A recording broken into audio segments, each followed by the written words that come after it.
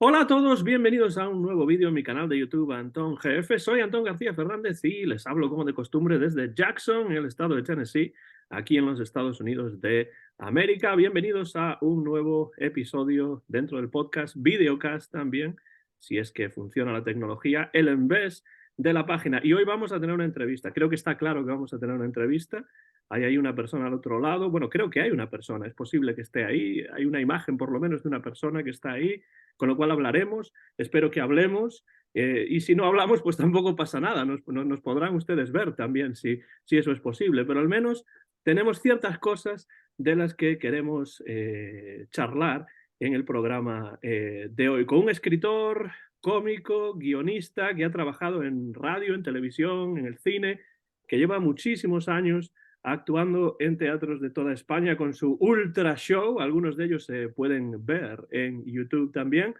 Y ese Ultra Show es una mezcla de diversos elementos genéricos que crean un show que a mí me parece muy interesante, muy personal, muy único, diferente. Tiene también en iVoox un podcast muy autorreferencial, que es realmente como yo conocí a este invitado originalmente, un podcast que se titula el Infra Show. Tenemos el Ultra Show y el Infra Show, y este Infra Show es realmente toda una experiencia lingüística y conceptual ahí al otro lado de la línea cibernética. Creo que está ahí, yo lo veo, supongo que estará. A ver si es que no está, pero espero que sí. A ver, Miguel Noguera, bienvenido al En vez de Hola. la página. Pero todo esto lo has dicho teniéndome a mí en imagen, es decir, la gente que estaba viendo este vídeo te veía a ti y tú has hecho entrar este encuadre, o todo el rato estábamos, como yo lo veo, tú en un lado y yo en el otro. No, no, estábamos todo el rato, tú en un lado y yo en otro, porque yo no sé Y utilizar. entonces, ¿a qué te referías con no sé si está o no? Vamos a Claro, ver, yo creo que está. O sea, como ponías en duda que esto fuera como carne y hueso. claro, porque es que si estuviésemos tomando una cerveza como en el sentido de la birra o algo así, pues yo Sí. estarías ahí, te podría tocar, hombre, no te iba a tocar necesariamente, pero sabría que tú materialmente estabas ahí, pero Ah, ¿cómo vale. sé si esa imagen realmente eres tú o Ya, no si eres es tú? un vídeo de otro momento. O sea Claro, que es... exacto. Vale, vale. Es que Pod- pod- no entendía el sentido de dudar de si estaba o no, estando en imagen yo y más o menos moviéndome mínimamente. Claro, el sentido es que, o sea, podría tratarse de un montaje en el que yo aparezco en otra época como atendiendo a una cámara de... Vale, vale. sí, Ya está, ya está. podría ser como una especie de cortes de otras entrevistas que yo te hago preguntas y que después pongo pues el corte y hago que cambie lo que Claro, tú dices. Eso sería falso, ¿no? Pero eso ya sería claro, más difícil si estuviésemos en el mismo sitio, pero hay una distancia claro. de por lo menos 5.000 millas, ¿no? Que no sé Ya, cuánto ya, es eso en ya. kilómetros, pero Claro, en el momento en que yo estoy contestándote, se entiende que esto ya no es un montaje, por eso estoy aquí, etcétera. Vale, vale. claro, además puede fallar la tecnología. O sea, la tecnología está muy... Vale. Yo siempre le digo a mis alumnos, la tecnología está muy bien hasta que falla. Y cuando falla, tienes que tener un plan B, porque si no, ¿de qué sirve la tecnología, no? Ya, bueno, pero esto lo puedes aplicar a absolutamente todas las cosas, ¿no? Que ejercen una función. El Sí. sofá está muy bien hasta que falla, porque cuando falla, como no tengas un plan B, no sabrás dónde sentarte. Claro, lo puedes también aplicar a las propias partes de tu cuerpo, ¿no? O sea, mis pies están muy bien hasta que ya no puedo utilizarlos. Claro, es que luego hay la mierda esta típica que siempre sacan de Heidegger, ¿no? De que solo te preguntas por el ser del objeto cuando este falla, cuando se avería. La herramienta cuando no funciona es cuando uno empieza, cuando uno toma conciencia de que existe, pero hasta ese momento está como integrada. Claro, es que la, herra- El único tropo de filosofía que me sé. claro, es Lo que de la la herramienta, hormiga. la herramienta tiene que ser herramienta. Si no funciona, ya deja de ser herramienta o sigue siendo herramienta, no sé. No, ahí está, que cuando no funciona es cuando te preguntas por el ser de la herramienta. De que este martillo como que ya está Entonces yo tomo conciencia del martillo y empiezo a preguntarme y a observarlo. Hasta ese momento era una herramienta que no, que estaba como fusionada con mi entorno y no me preguntaba por el martillo. Pero cuando ha dejado de ser martillo es cuando me pregunto por el ser del martillo, O algo cuando así. me ha golpeado el martillo en el dedo, ¿no? Si intento darle al clavo, pero le doy al dedo. También algo, sí, supongo que también Heidegger te lo daría por bueno, no lo sé. No está aquí Bueno, para pero yo creo que hemos establecido que estás ahí, ¿no? Y que yo estoy aquí y que defenderse. aunque tú estás en Barcelona. Sí, eso Y es. y yo estoy Casa de en Jackson, Barcelona. Tennessee, porque hay muchos. Estoy en Jackson, Tennessee, hay que decir Tennessee, porque hay muchos otros Jacksons también por ahí. Pues, Ah, claro, claro, Mississippi y tal. O ya me sea, no, imagino, porque Jackson es... es que Ya, es un ya me país muy imagino. grande y a lo mejor o el país es muy grande o las personas tenían poca imaginación y entonces le ponían los mismos nombres a diversas ciudades. Claro, bueno, pero ya, bueno, claro, no hay un equivalente español, sería, no sé, ¿hay alguna población en España que se repita? Pues, Eh, es que sería como Villanueva, claro, Villanueva de algo, pero es que es Villanueva claro, de... ya es de, porque sería de los Sí, de infantes, de Villanueva, los. o sea, Villanueva debe existir como Claro, población a secas. Villanueva, seguro. sí. Debe haber algún Y seguro pueblo que que se también llame aquí en los Villanueva Estados y no Unidos. Villanueva de no sé qué, que estos hay un montón. Voy a buscarlo, perdona, ¿eh? Sí, sí, Que no, esto me gusta. es como un momento Radio Trieste o. Es un momento radio triste, pero además purísimo, de voy a buscar ahora Villanueva, población Villanueva. Y bueno, igual en América Latina también hay un montón. Villanueva. Aparece Villanueva de la Serena, Ajá. Villanueva de Duero, pero no hay un Villanueva a secas. No, no hay solo un Villanueva. Es Aquí como Villanueva a secas. claro, en los Estados Unidos hay una universidad que se llama Villanova, pero claro, no, No, no es lo no, mismo. son todo Villanueva de la Sierra, Villanueva de Córdoba. No hay un Villanueva a secas. Villanueva de No, los Infantes. sí, esa sí la conocía, pero entonces eso supone que también hay una villa vieja, por lo menos, o una villa original. Sí, Villavieja ahí. Villavieja. ¿A dónde? Se ha ido muy rápidamente a una cosa muy... Villavieja sí que hay Así que hay. una que es puramente Villavieja Y en ya está. Castellón. Eh, Pone aquí Villavieja, municipio en España. Y luego hay Villavieja de Mm. Yeltes, o sea, hay algún D. O sea que realmente Villavieja sí que hay una sola. Y después Villavieja a partir de esa, pues hay las nuevas, pero con muchos otros con D, pero nombres y no hay un genitivos. Villanueva, Villanueva a secas no hay. Porque en Wikipedia, Villanueva, que va, ya te lleva de Córdoba, del Duque, del Rey, de las Torres, Villanueva Mesía. Claro, y si no está recogido en Wikipedia, entonces no existe, No claro. está, no está, no está. Hay un O sea, montón. yo no estoy en Wikipedia, por ejemplo, pero yo Cuidado, luego hay, sí que hay Villanuevas en Asturias. ajá. ¿A dónde va la entrevista? Pero está como entre paréntesis o sea, Villanueva Allande, lugar de la parroquia de San Salvador, Ujú. concello de Allande. O sea, es que ya es ese mundo asturiano de como subpoblaciones.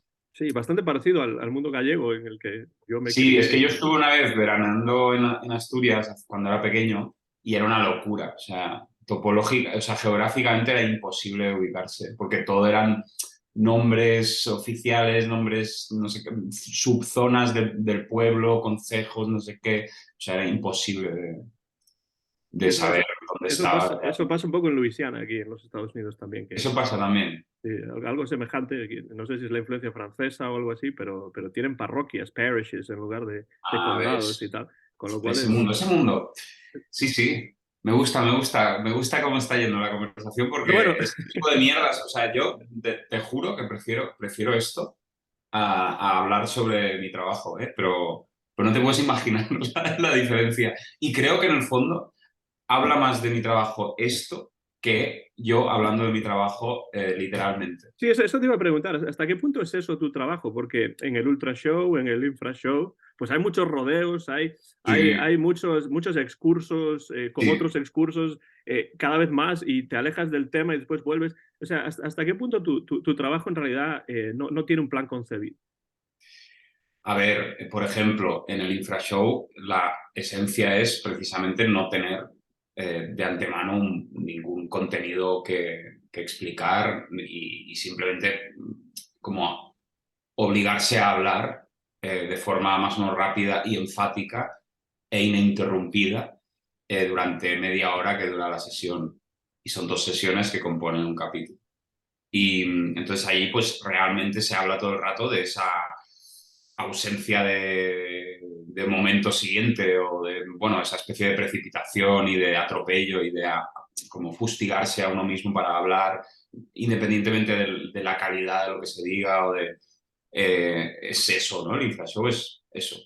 El ultrashow sí que hay contenidos previos que se han explicado en otros ultrashows y que están en una hoja de papel a modo de escaleta o de guión de ideas breves. Pero aunque haya esas ideas que se han explicado, algunas de ellas sí que se explican por primera vez en tal o cual ultrashow, porque siempre hay una primera vez y es en un ultrashow. Pero luego, aparte de eso, la gracia, o al menos el momento en que yo más disfruto, es dentro de la explicación de esas ideas o entre secciones, o sea, cuando hago la introducción, termino la introducción, hay un momento de como dirigirme al público y hablar con el público, o después de la canción del inicio también, hay esos momentos como abiertos y luego en la misma narración de las ideas hay, pues según cómo de cómodo esté yo y lo que ocurra, de repente hay eso, excursos, digresiones que pueden ser más o menos largas y es donde yo más disfruto realmente y donde se genera material que a veces sí que se incorpora a otros shows posteriores como material que ya está hecho, ¿no? Pero que surgió de uno de esos excursos, ¿no? De una de esas como bifurcaciones. Y, o sea que sí que hay un material, o sea, yo ya me gustaría salir ahí sin nada y ponerme a hablar, pero que va, hay un material que se va explicando y se va reciclando, poco a poco se va renovando. Pero hay mucho también de, bueno, la canción del principio, hay una canción que dura unos 5, 6, 7 minutos, depende, que es improvisado el contenido de lo que digo, aunque obviamente a fuerza de, desde hace años, empezar con una canción improvisada, pues uno ya, o sea, lo que no es improvisado es la improvisación, porque uno ya se conoce o ve cómo dar forma a algo que va surgiendo mientras uno canta. Pero sí que lo que surge es siempre distinto en cada show, en la canción. Sí. Yo realmente lo primero que conocí de tu trabajo, Miguel, fue precisamente el Infrashow, porque un amigo que yo creo O que... poca gente, ¿eh? Poca gente conoce primero el podcast antes que lo demás. Y en el fondo me alegra mucho porque es como una prueba de que todo tiene como cierta coherencia. Porque yo pensaba, todo el mundo que entra en el Infrashow entra porque conoce o el Infrashow o los libros. Pero de hecho creo que es la única persona así que conozco que me dice que lo conoce por el Infrashow del resto. O sea, Sí, bueno, no fue a propósito, fue que un amigo que yo creo que habría visto tu entrevista con Ricardo Moya, que es de hecho sí, una de las primeras que se hicieron en el sentido de la birra, que es un podcast de sí, muchísimo calado y muy popular, sí. eh, pues debió de ver esa entrevista y sabía que a mí me interesaba las lenguas, la lingüística, Ujú. el lenguaje en general, y me dijo, oye, hay aquí una persona que hace un podcast en el que habla acerca del hecho de que habla. Y yo dije, pero ¿esto qué es? ¿Qué Ujú. significa esto? Me lo dijo así, dije, esto me parece increíble, ¿no? Entonces lo busqué y lo empecé a escuchar y he escuchado todos los Y episodios. hostia, y encima lo pillaste bastante inicial, ¿no? O sea, Sí, porque el sentido de la birra es de hace unos años, o sea, estaría por el capítulo 40 o por sí, ahí. del principio, con lo cual pues pude... Buah, que eran más duros, ¿eh? O sea, no había tanta energía ni tanta como premura por decir. Y ahora, digamos, son un poco más entretenidos dentro de lo insoportables que pueden llegar a ser. Pero hay algo un poco más de hay lo que yo llamo el fango, o sea, el fango no, el nuevo régimen que yo llamo, que son estas como de estos especie de delirios o de ocasiones en las que ya no se habla del mismo discurso, sino que se habla de otra cosa y se vuelve una y otra vez al discurso. Y eso había antes mucho menos y ahora hay más de eso. Y es más entretenido o más variado gracias a eso, pero los primeros, wow, o sea, si te los has escuchado, tela, ¿eh? Sí, te iba a preguntar si, además de eso, si había habido algún cambio, alguna modificación consciente por tu parte desde esos primeros infrashows que Sí, son bastante diferentes, a pesar de que son todos más o menos sobre el mismo sí. tema, pero estos cambios son conscientes, por ejemplo, la introducción de Trieste, estas conversaciones contigo mismo, Ya, sí. búsquedas en internet. No, ¿Cómo fue bueno, evolucionando eso? son natural, o sea, tampoco hay un pensar. fríamente. Sí que hay cierta reflexión después de algún capítulo y a veces escucho trozos de capítulo, pero los cambios se dan casi por necesidad o por supervivencia, porque uno ya no puede más con algo, entonces llega a un hartazgo y a un enfado y entonces casi que fuerza algún tipo de cambio que, ya te digo, suelen ser comentados en el mismo, es decir, los cambios o como las etapas por las que pasa. Se suele decir, ahora en los últimos programas ha habido mucha barrena, ¿no? Ha habido mucho nuevo régimen, o ahora, hoy, este capítulo es que ha habido una crisis, ¿no? Hemos pasado por una crisis bastante fuerte. Esto se comenta.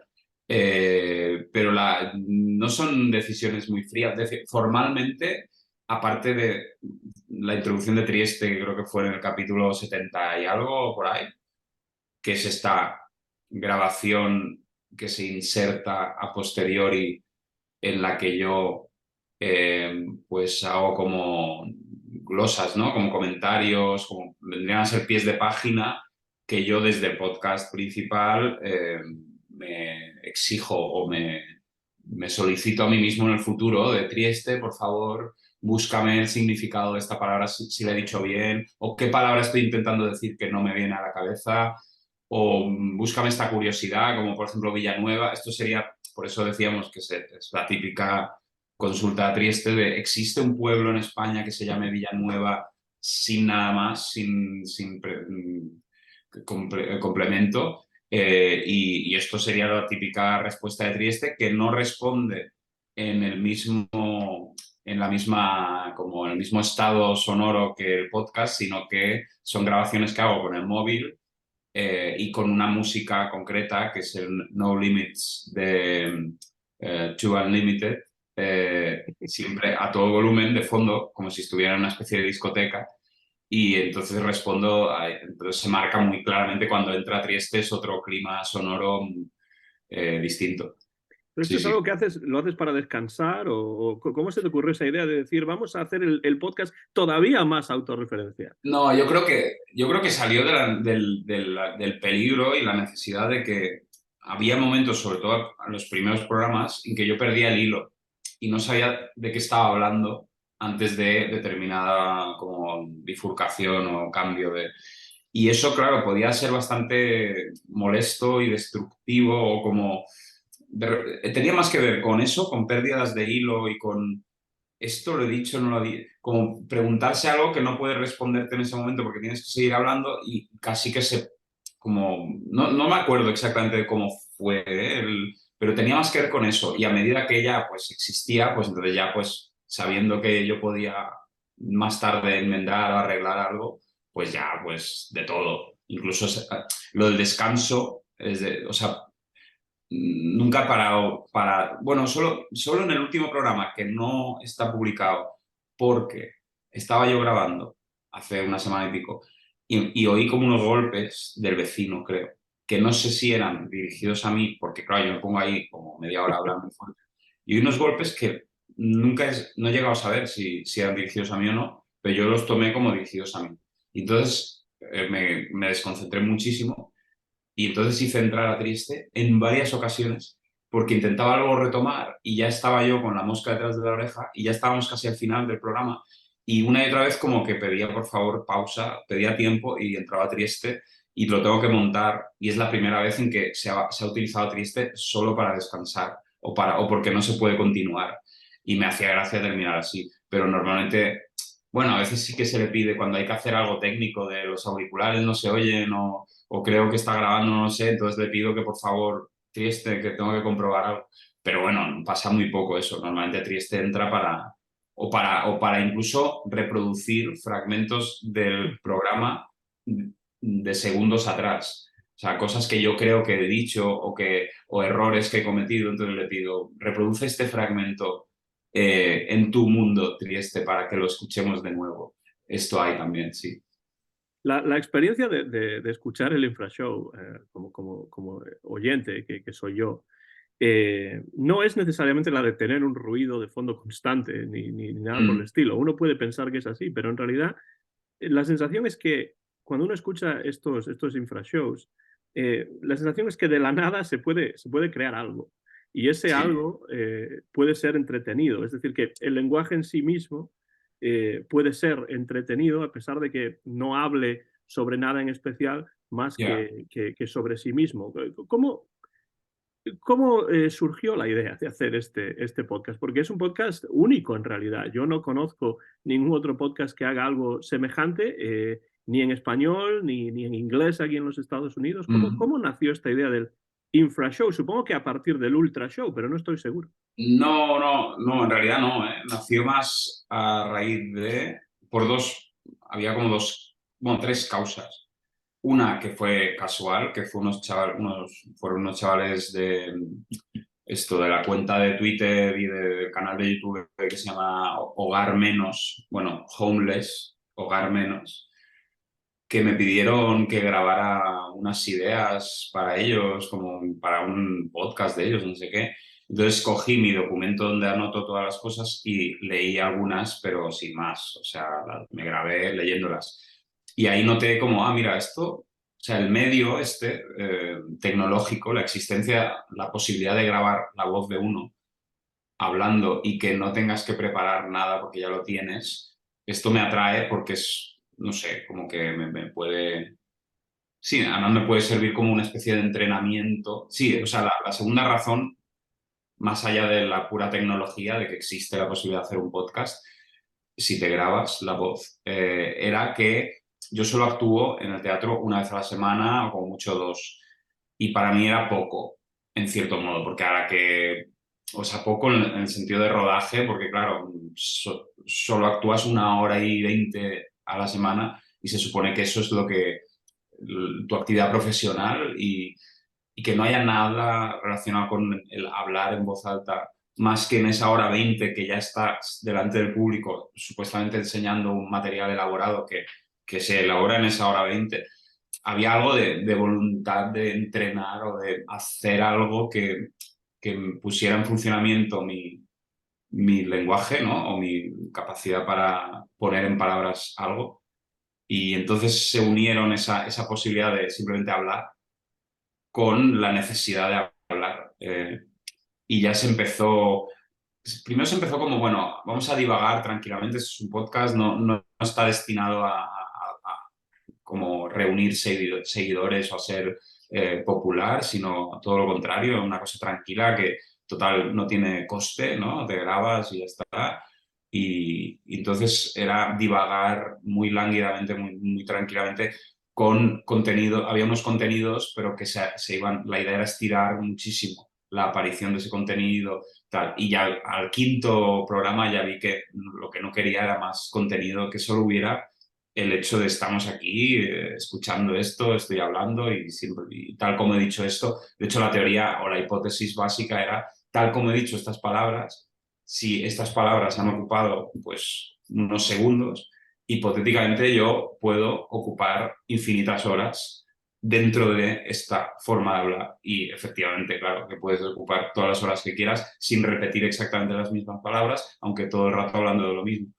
Empezó así, luego, claro, ha ido pues introduciendo todas las locuras estas de los delirios estos y todo tipo de cosas como extemporáneas, ¿no? Como gritos, sí, de repente romper lo que se esté diciendo con algo que no tiene nada que ver. Todo esto sí que ha sido pues a fuerza de hacerlo y para no aburrirme yo. Y en cierto momento introduces esa Bueno, idea de que la tercera fuente, profesor Marzoa, de filosofía, que es un profe que, bueno, yo no he estudiado filosofía, pero mi editor, Jan, de Black Books, tuvo a Felipe Martínez Marzoa, que es un profesor que ya creo está retirado, creo, que daba clase aquí en la UB de Barcelona, y él me pasó, Jan, unos audios de sus clases que están en internet, y para mí fue como una de las cosas que más me ha, iba a decir impactado, pero en realidad como que me gustó muchísimo su discurso, su forma de hablar y lo que decía, que eran un poco la misma cosa. Y eso me impactó mucho y en el Infrashow, si los escuchas, hay un montón de entonaciones y formas de hablar que son copiadas, en cierto modo, o encarnaciones un poco de Marzoa, que no te habla de filosofía, no habla de hablar mismo, pero bueno, algo tiene. O sea que Marzoa fue como algo que a mí, en lo que yo me he apoyado siempre a la hora de grabar el Infrashow. Pero en cierto momento introduce esa vehemencia, esa necesidad de hablar con vehemencia, como si lo que estás diciendo realmente es muy Sí, claro, importante. porque si no me muero, o sea, si no me muero de las cosas, o sea, tengo que meter energía todo el rato. O sea, yo estoy, de hecho, sudo muchísimo porque me pongo nervioso, me induzco como un estado de nerviosismo y de premura que hace que esté sudando muchísimo. Y en verano ya es una locura, o sea, porque yo sudo mucho. Y en verano, o sea, grabo desnudo y luego tengo que con una bayeta recoger del suelo como, yo qué sé, medio litro de sudor, no sé, como un charco de sudor. O grabo en calzoncillos porque coge el sudor. El calzoncillo actúa como una especie de colector. O en calcetines, que también quedan mojados. O sea, algo de tela, como si fuera la cinta de pelo, pero en el cuerpo. Y el cuerpo entero empieza a sudar como...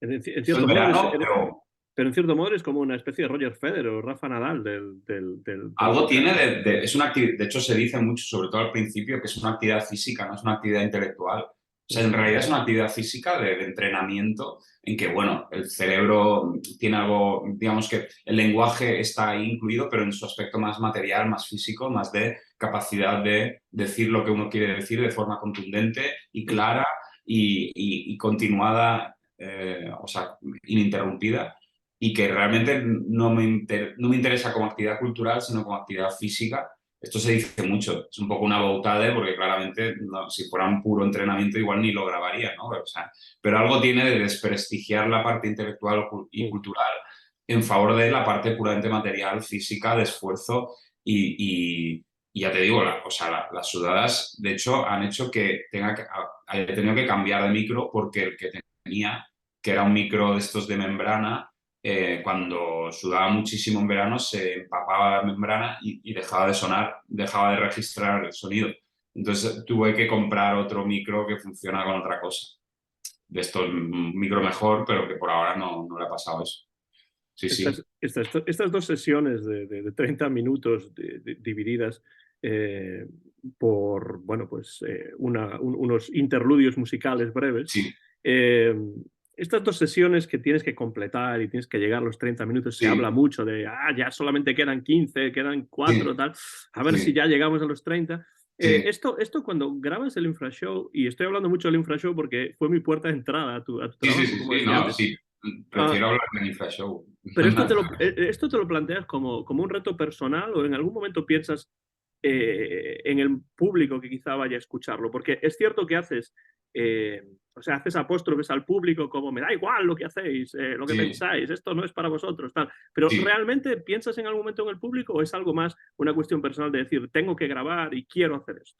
No, o sea, es cierto, o sea, hay algo al público siempre se lo trata mal, igual que a mí, ¿eh? O sea, de hecho también es una exposición bastante del auto-odio, ¿no? O sea, hay como una especie de desfogamiento contra uno mismo, contra los demás, contra la vida, contra el vitalismo, contra el esfuerzo, contra el ingenio. O sea, todo es muy negativo y está muy lleno de rabia.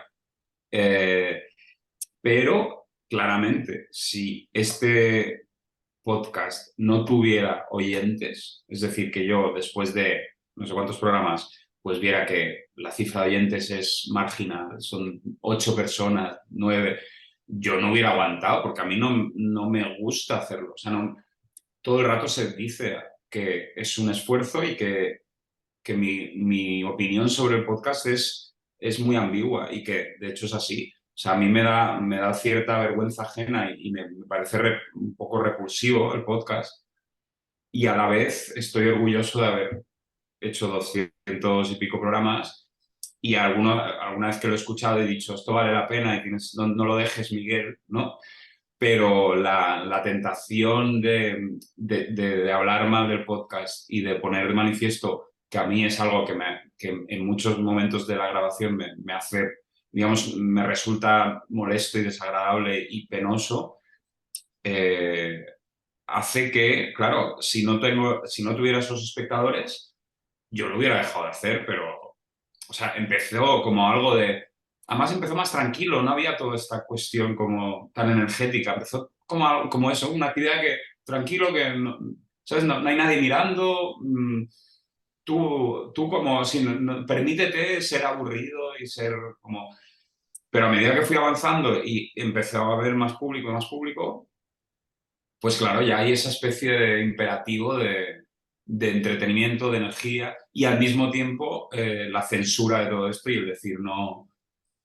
O sea, a mí me da igual lo que piense el espectador en términos estéticos. Es una cuestión también de que yo diga, bueno, esta sesión ha sido estándar, ha sido correcta, la energía se ha mantenido, se han dicho suficientes cosas. De hecho, en este último programa, no en el siguiente que estoy grabando, la primera sesión ha sido de las más, digamos, furibundas contra mí mismo, pero extremadamente rabioso. Y llegué a pensar, ¿la pongo? ¿No la subo o no? Porque en realidad, en términos de energía, sí que estaba bien, o sea, la energía estaba al nivel todo el rato, pero como que me he pasado, y además porque estaba influido por los golpes estos del vecino del podcast anterior, que hacían que me costara mucho centrarme sin pensar, ¿realmente hubo golpes? ¿Hay una persona escuchando? ¿Va a volver a ocurrir? Y eso me daba más rabia, y entonces toda la sesión, o gran parte de la sesión, estuve como insultándome, pero de una manera, pero lo voy a subir porque es que, claro, luego decía, es que si encima voy a borrar esto o no lo voy a subir, encima del mal rato que he pasado, que Claro. al menos me quite de encima la primera sesión que ya está grabada, ¿no? Esto pasa mucho también.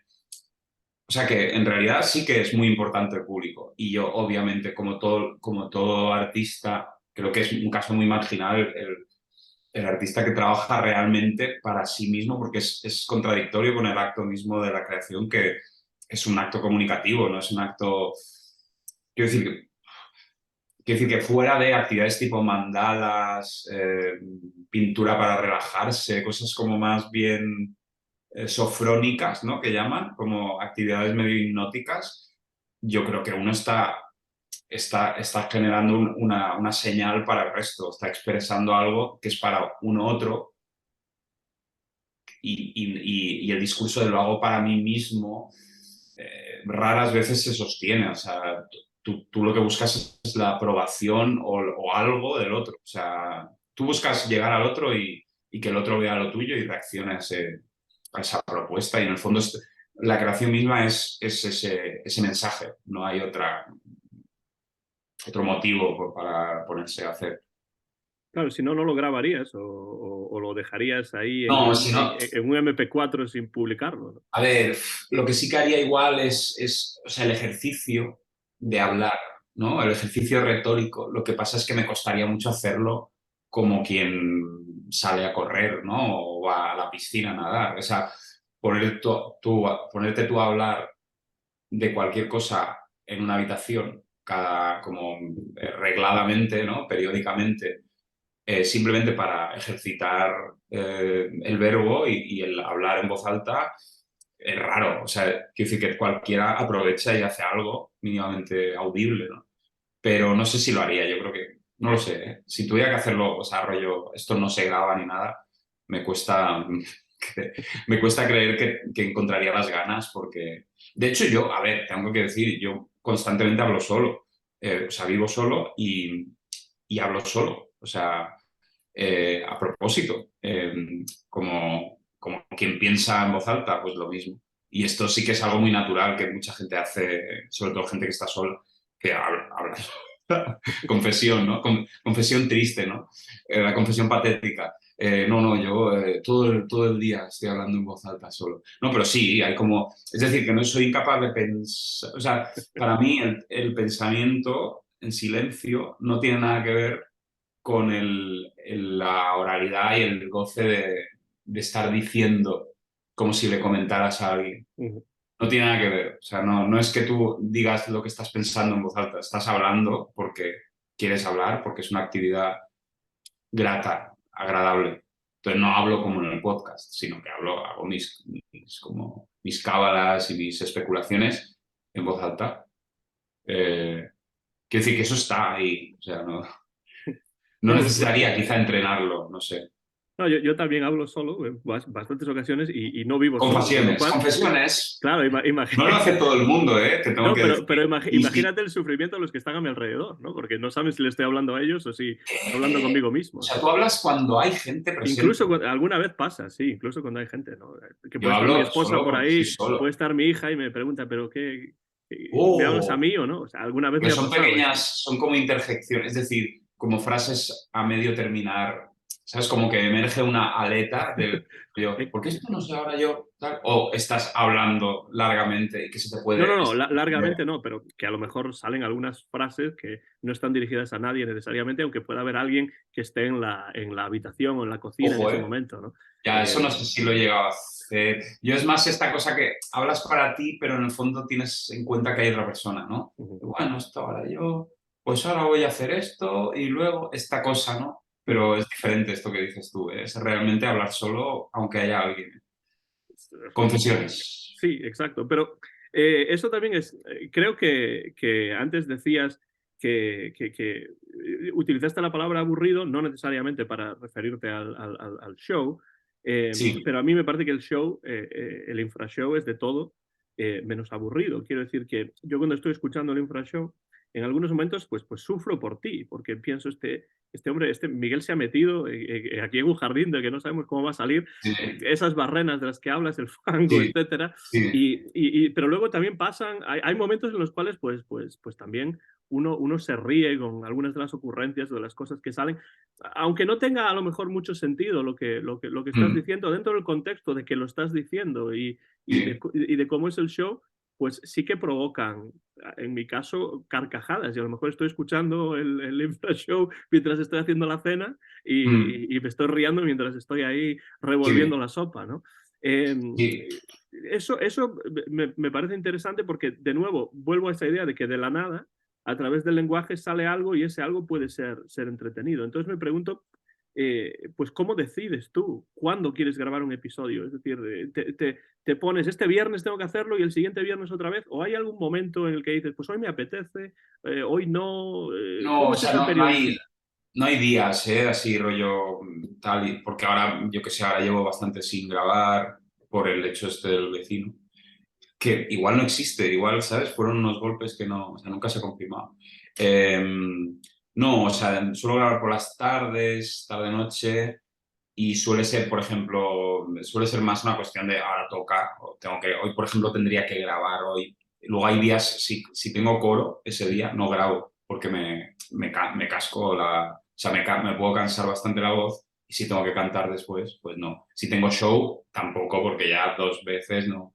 Entonces, claro, ya hay unos días a la semana que no puedo grabar, y luego el resto de días, pues ya en función de si me apetece obviamente grabar y que no sé, o a veces sí que es, hoy tengo que grabar sí o sí y aunque no me apetezca grabo, pero no hay unos días concretos. Y es verdad que esto que decías, que igual no es aburrido, pero sí es exasperante. O sea, que la gente que lo escucha, mucha gente yo creo que le genera mucho rechazo porque oye a un tío enfadado, gritando, sin parar, como enfáticamente todo el rato. Y claro, te pone nervioso en todo caso. No te aburre igual, o sea, no es, pero es más esta cosa de que no quieres escucharlo, pero está ahí como insistiendo. Y luego también una cosa que comentó mi amigo Jonathan, autor de Hervir un oso, mi primer libro, eh, que le daba la sensación también un poco molesta o desagradable de que, sobre todo en los primeros programas, de cuando de estos juegos en que soplas una bolita que queda suspendida en la columna de aire y tienes que mantenerla allí, pues esa sensación, el discurso como que en todo momento parece que se vaya a quebrar o a no saber por dónde va a continuar, entonces ese malestar que genera, la incomodidad que genera pensar que la pelota en cualquier momento puede caer, Ujú. eh, también ¿sabes? Es agobiante para el oyente. Y eso está, igual ahora no tanto porque es más torrencial el discurso y no dudas que siempre vaya a seguir para adelante, pero algo tiene de, ahora por dónde saldrá, ahora mierda, esto se le agota, ahora lo pasa mal. Entonces como esta cosa como que se arrastra todo el rato y eso también lo convierte en algo exasperante. En fin, ya está. Muchas veces dices en el programa que esta toma tiene que ser la buena, esta es la primera, tal y Sí. cual.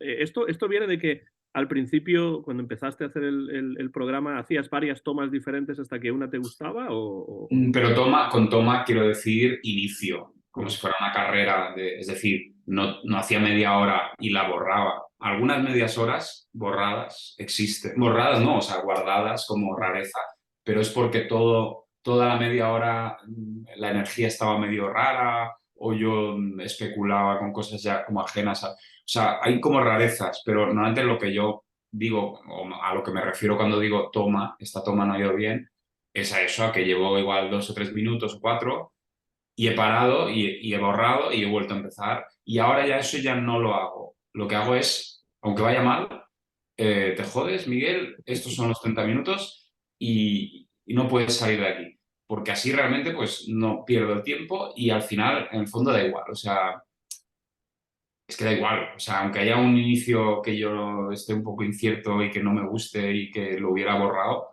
da igual. O sea, entonces ya desde hace unos cuantos programas, cuando me pongo y da igual.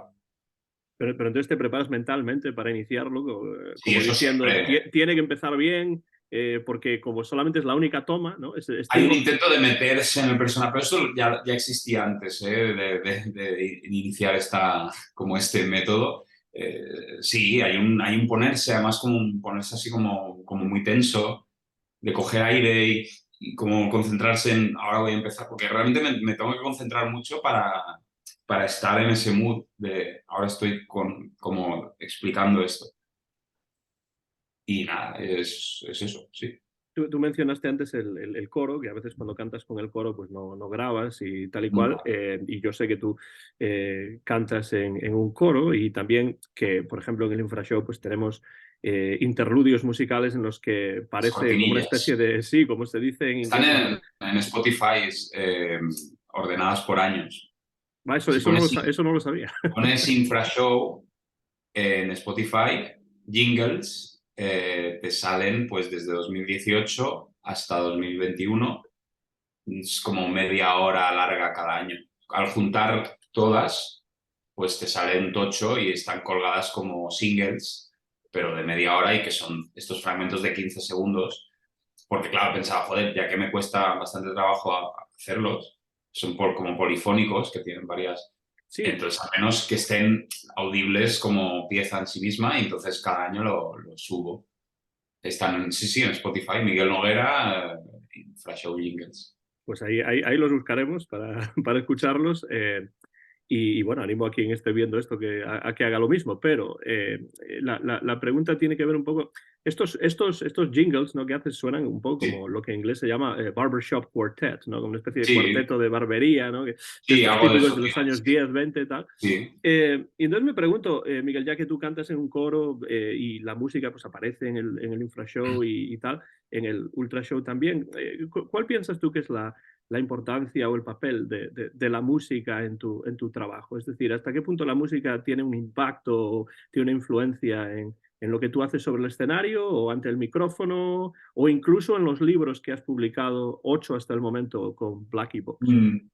No, o sea, a ver, influencia tiene como forma que se emplea, ¿no? O sea, en el show hay un canto inicial, improvisado, en los podcasts aprovecho para hacer como mis composiciones y tiene ese elemento de que como no deja de ser voz y discurso, lo que está como con tonos, pues todo adquiere un cariz distinto que a mí me sigue pareciendo interesante en términos de texto y de estilo, ¿no? De forma. Es eso, no es tanto la música como género, o sea, de hecho nunca hay instrumentos. Uh -huh. Sí que hubo unos ultra shows musicales en los que me hacía acompañar de Dani Granados, que llevaba la guitarra y el piano, pero bueno, no era intrínseco al show, o sea, era más un detalle o un regalo especial, pero la música como tal es una forma de decir que al ser cantada adquiere unos tintes mucho más solemnes o en todo caso como que la gente escucha de otra manera y lo que se dice claramente, si hubiera sido dicho de forma normal, no tendría ese barniz medio sacro, ¿no? O medio como, digas lo que digas, si lo dices cantando, hay una información añadida que hace que eso resuene de una manera que es que no, si no lo haces cantando no puedes transmitir.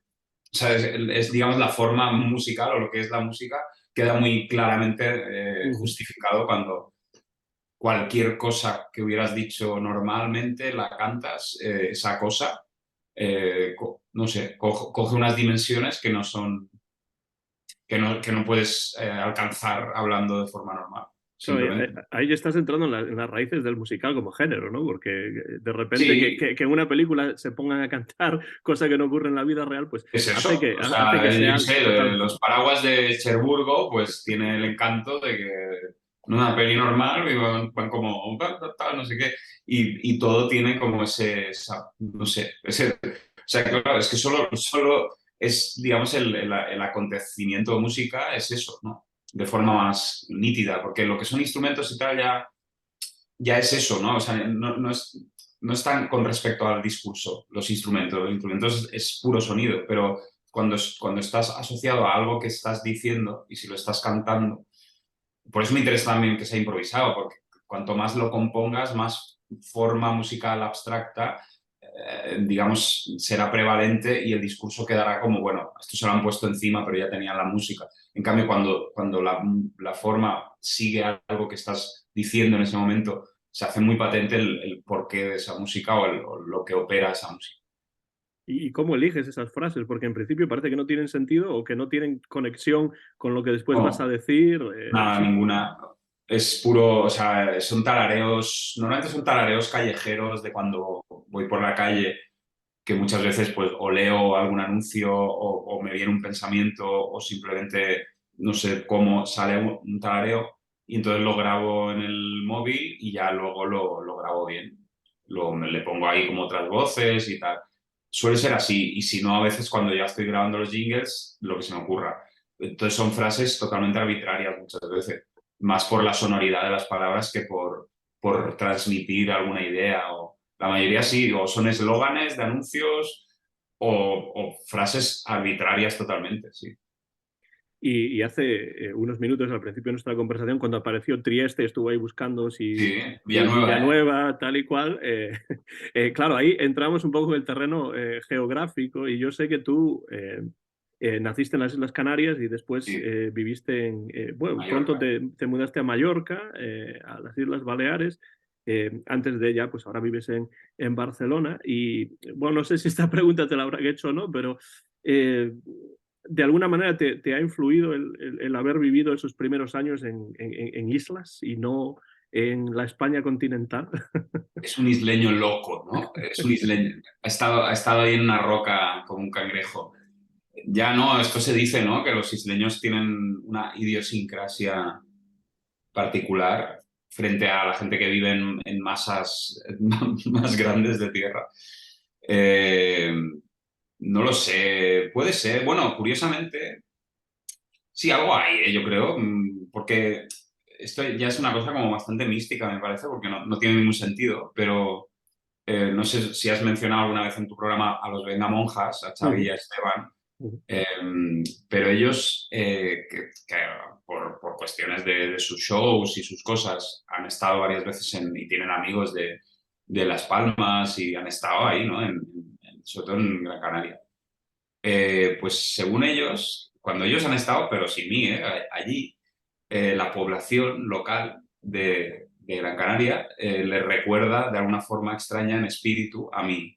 Entonces dicen, esto es que son muy briches estos personajes, pero lo loco es que yo no tengo, digamos, genoma de canario. O sea, mi madre era sueca y mi padre mallorquín, que ahí sí, bueno, pero es que son los canarios que a los que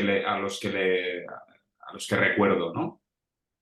Y no se sabe muy bien, pero yo lo entiendo esto que dicen, ¿no? Que hay algo, hay una especie de como calma extraña o como un estado, sí, como de una especie de tortuga rara que ellos detectan en mí y en los canarios, pero que yo viví 3 años ahí.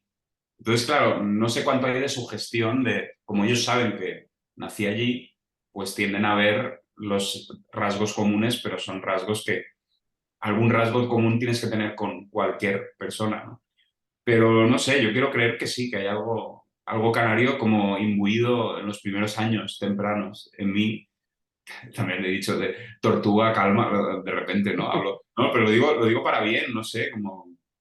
No, pero lo decía sobre todo porque A mí me es muy grato lo isleño, o sea, siempre me ha gustado la gente de isla, o sea... lo mm, decía sobre todo porque de Canarias después te mudaste a otra ya, isla, no a Madrid o a sí. Barcelona o a Vigo, ¿no? No, porque mis padres trabajaban en agencia de viajes, entonces eran como siempre destinos turísticos. O sea, si ellos trabajaban en una agencia de viajes. Por eso, no fue una coincidencia. Entonces, pues eso, creo como que yo tengo como cierto vínculo con lo isleño, pero no sé cuál, o sea, no sé cuál es, no sé en qué se define realmente. En todo Tengo caso, hermanos, bueno, mis hermanos, claro,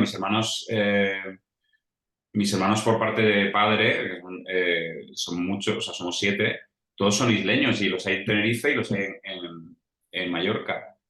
Y yo me parezco a mis hermanos, más allá de el genoma que compartimos, sino que hay algo isleño que también porque me parezco a todos ellos y también es muy inasible ese parecido. Y no sé si tiene que ver con el hecho geográfico, no sé.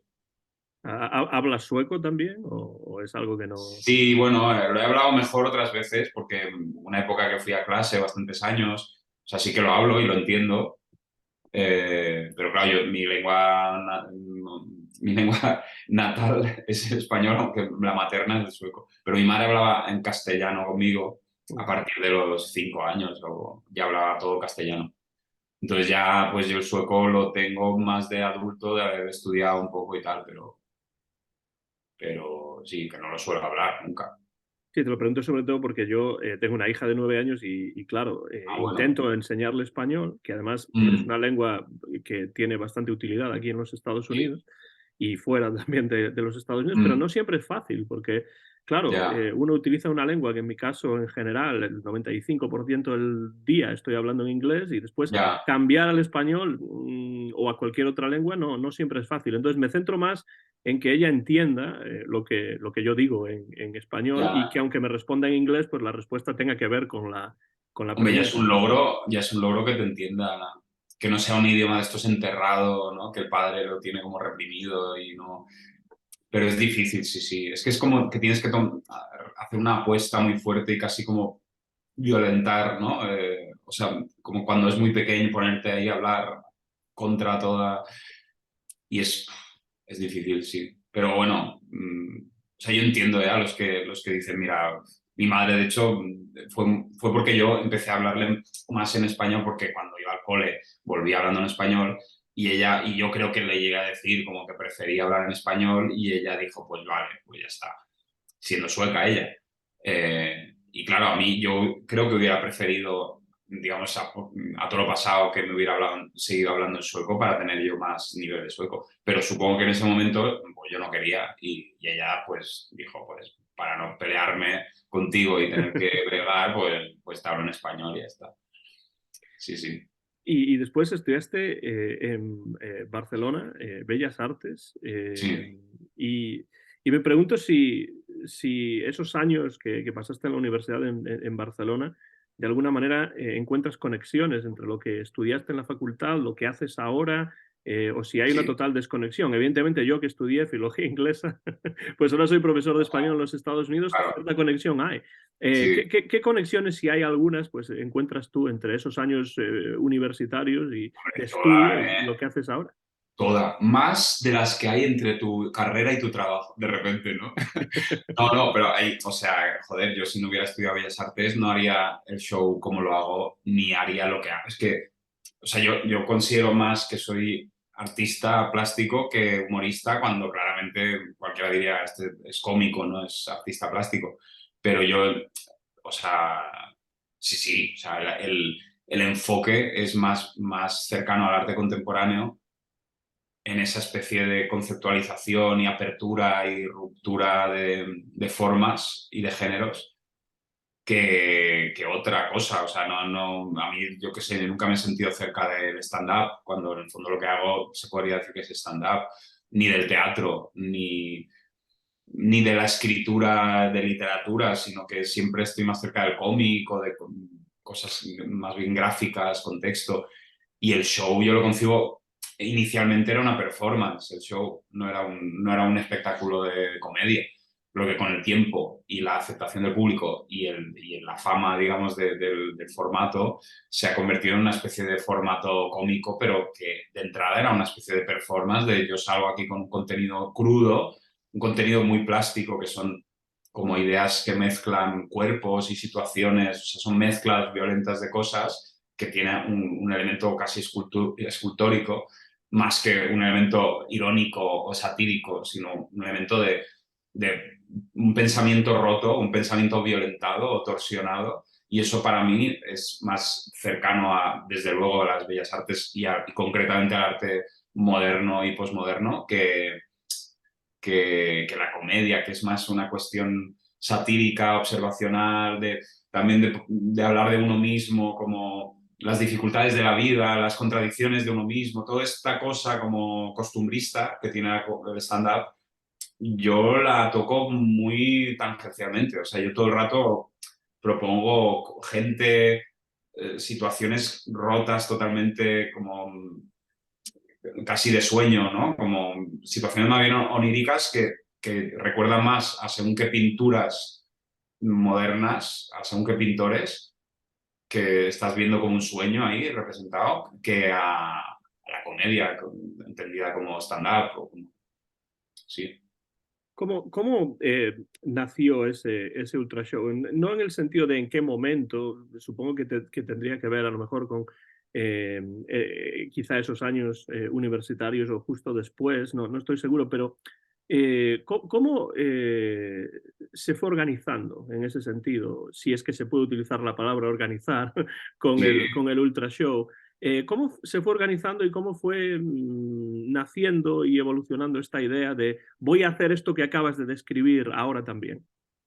Sí, no, bueno, fue de hecho a instancias como propuesta de otra persona, no de mí mismo. O sea, que un amigo de la facultad que veía que yo estaba además en una fase bastante como encerrado en mí mismo y medio depresiva, sin ser clínicamente depresiva, pero sí que estaba como bastante de bajona y que no le daba salida a lo que yo hacía. Es decir, yo escribía unos párrafos, dibujaba, pero no acababa de... Entonces él me propuso un poco para abrir el juego de por qué no vas a un sitio que yo conozco, en el que tú puedes simplemente aparecer y ponerte a hablar en voz alta. Era una tetería, pero que tú sabes sin necesidad de... O sea, solo pedías la palabra, ¿no? Como una especie de recital espontáneo. Entonces, ¿por qué no vas a leer estos textos? Y yo creo que también se basaba un poco en que ya había hecho yo algún pinito haciendo clown y yo era un poco teatral a veces en mis formas, ¿no? Y también había leído, yo llevaba unas libretas que a veces había leído de broma en alguna cafetería, así, libretas con anotaciones. Entonces él lo propuso como, ¿por qué no haces una lectura pública para los amigos? Y de ahí nació, y ya ese podría ser el primer show perfectamente, porque hubo divagaciones y cosas que no...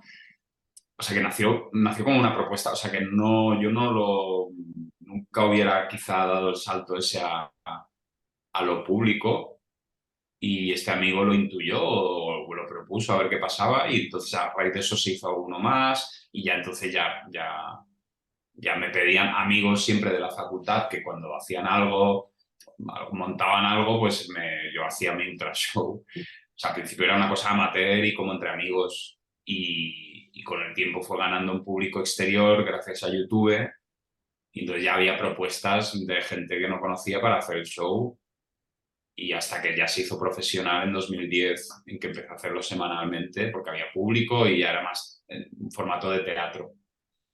Pero sí que empezó, ya digo, una propuesta así de juego casi. Sí, sí.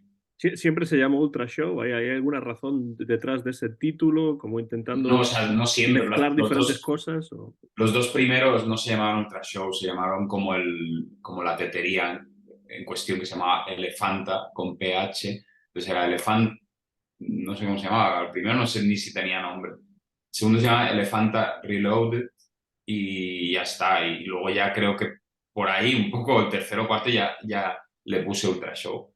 Porque yo en ese momento tenía la palabra ultraviolencia en mente, porque la palabra ultraviolencia la había leído yo a propósito de los cómics de Rank Xerox, del el robot este como musculoso, que su autor había empleado ese término como que él consideraba que esos cómics eran el género de esos cómics era algo que él llamaba ultraviolencia, refiriéndose a que había violencia gratuita y muy inmoral, o sea que el robot este realmente es muy inmoral, o sea que aparte de que está con una niña, o sea que es una situación de pederastia como tranquila, o sea que no hay ningún escándalo, pero entiendo que es una niña, lo que la novia del robot este es una niña. Y aparte de eso, el robot de repente incluso agrede a niños de forma muy salvaje porque sí, o sea, no. Y a eso le llamaba ultraviolencia al autor y a mí esto me interesaba, esta cosa de forma reventando al margen de una moralidad, o sea, una especie de humor negro que no tiene esa carga de provocación, sino que es puramente un ocurrir cosas violentas delante de uno sin que haya la necesidad de decir, fíjate qué fuerte esto, sino que esto ocurre así, que a mí me atraía, entonces le puse Ultra Show, cuando en realidad o sea, apenas, o sea, solo quedó el prefijo ultra, o sea, que ya lo de ultraviolencia quedó ahí muy detrás. Pero yo hacía unos dibujos en ese momento también que eran eso, como cuerpos y gafas raras y como variaciones así, que yo les llamaba primero ultraviolencia y luego mundo violencia.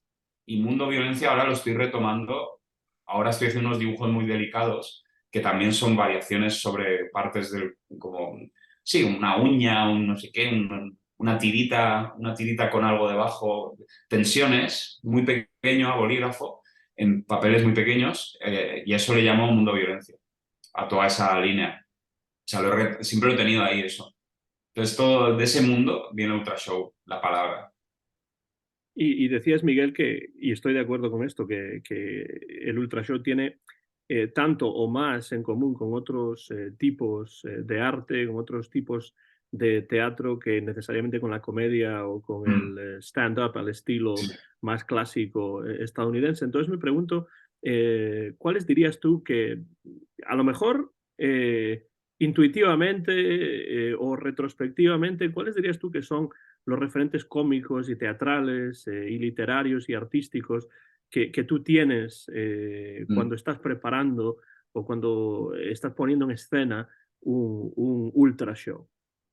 Sí, bueno, a ver, no hay referentes clarísimos, es decir, no hay como una figura. Lo más parecido a un referente es esto que he dicho de Marzoa, que es para mí muy claro que me doy cuenta de cómo emulo su prosodia, su manera de, el fraseo, la entonación. Pero luego es el arte contemporáneo, o sea, sobre todo el arte contemporáneo más cómico. Por ejemplo, yo que sé, a mí en la facultad siempre me gustó mucho y me pareció muy grato David Shrigley, que es que ahora en Instagram ahora hace una producción muy loca de dibujos que vende en serigrafía y tal. Pero en ese momento era como de los artistas así emergentes más sonados y a mí me gustaba esa parte que tenía de que en el fondo era una especie de comedia rota y unas viñetas muy sencillas y no sé, me gustaba mucho. Y luego había algún artista así físico, el Roman Signer, que es un artista que hacía como lo que él llamaba eventos, que eran como obras temporales, o sea, eran, yo qué sé, detonaciones y como juegos con objetos que grababan en vídeo y que había algo, una especie de humor extraño sí, había una especie de nihilismo o de puro juego con no como de cosa infantil que quieres hacer eso y lo haces y igual necesitas explosivos, necesitas una serie de cosas, pero que no hay un sentido profundo o es una metáfora de no se sabe qué, o él está hablando de su idea del mundo. No, está simplemente haciendo eso físicamente y es algo que ocurre en el tiempo. Y eso a mí también me agradaba mucho, me gustaba. Y luego, yo que sé, haber visto, en el fondo sí que hay los cómicos típicos de Femino y Cansado, de Pepe Rubianes, o sea, ese tipo de figura como medio histriónica o como esa forma de hablar así de cómico, y supongo que algo ha influido porque inevitablemente si te pones delante de un público y tienes esta forma de hablar irreverente, desenfadada y que constantemente está como depreciando lo que se acaba de decir, pues aparecen tonos que igual son, sí, como adquiridos un poco del acervo, de la oralidad del cómico. Pero no hay uno concretamente que yo te diga, si no hubiera visto este cómico no haría las cosas así. O sea, son varias. Yo que sé, a mí, por ejemplo, Thomas Bernhard, el escritor, ese tipo de texto, que es muy seco y siempre es lo mismo, y sí que ha influido quizá para el infrashow o al menos para mí es una especie de fetiche el saber que hay textos así y que no requieren de conocer nada ni de otros autores ni otros textos, sino que tienen su propia construcción allí presente. O sea, los materiales con los que están hechos son casi el mismo texto. Y a mí Thomas Bernhard me ha gustado mucho y sí, sí, o sea, una especie de referente, pero claro, no es que yo quiera hacer lo que hace Thomas Bernhard en ningún momento. Claro, te lo preguntaba sobre todo porque parece que últimamente, en los últimos 10, 15 años, se ha hablado mucho en España del stand-up y del boom que ha habido del stand-up Sí, y tal y cual, como si hubiese sido una nueva creación o un nuevo descubrimiento, cuando en realidad ha habido cosas muy semejantes al stand-up en sí, España durante muchas décadas. Lo que pasa es que quizá no había este boom o este mercado que sí que hay ahora, ¿no? porque no se llamaba a sí mismo stand-up, ¿no? Lo más parecido fue el Club de la Comedia, pero era un fenómeno televisivo, mediático, y que además era como una lanzadera extraña para actores y gente. O sea, había gente famosa de la farándula a las que se les escribía un guión para que lo ejecutaran. Y eso fue lo primero que había así popularmente, el Club de la Comedia. Pero el stand-up como manera de expresarse y como objetivo vital de alguien, en España, claro, ha sido estos últimos años, a raíz de también el Club de la Comedia y tal. Y ahora ya hay eso, ¿no? Hay escuela, está La Llama, ¿no? Y su escuela de stand-up de comedia, y hay como todo unos ecosistemas, ¿no? Urbanos, ¿no? En Madrid, en Barcelona, hay locales que hacen esto, open mics y todo esto. Toda esta terminología del open mic, yo qué sé, podcasts de comedia, esto de Phi Beta Lambda, todo esto que hubo, que ahora hay también podcasts de comedia, que se habla desde el oficio, ¿no? Todo esto no existía hace unos años y ahora está allí, hay gente que quiere dedicarse a eso o se dedican a eso y por eso se habla del boom, ¿no? Porque realmente ese género en España no estaba como tal. Había artistas que, yo qué sé, que tenían ese lado, pero no era stand-up técnicamente, yo qué sé. Pablo Carbonell, su espectáculo, el tipo habla y luego toca la guitarra y hay algo de stand-up, pero no, él no diría que hace stand-up, es una especie de trovador. Fermino Cansado viene más del clown, del teatro callejero, cosas de El estas, absurdo. pero no es el absurdo de todo esto, pero no es stand-up. Salgo yo, te explico, hablo de mí, no estoy en personaje, sino que soy yo con mi nombre y apellidos y te explico una serie de situaciones que probablemente haya vivido de verdad y no haya, ni siquiera haya una transfiguración ni una ficción por encima, sino que es la vida tal y como la he vivido y todo este rollo. Esto es últimamente, diría, los últimos 10 Eh, años, no sé exactamente.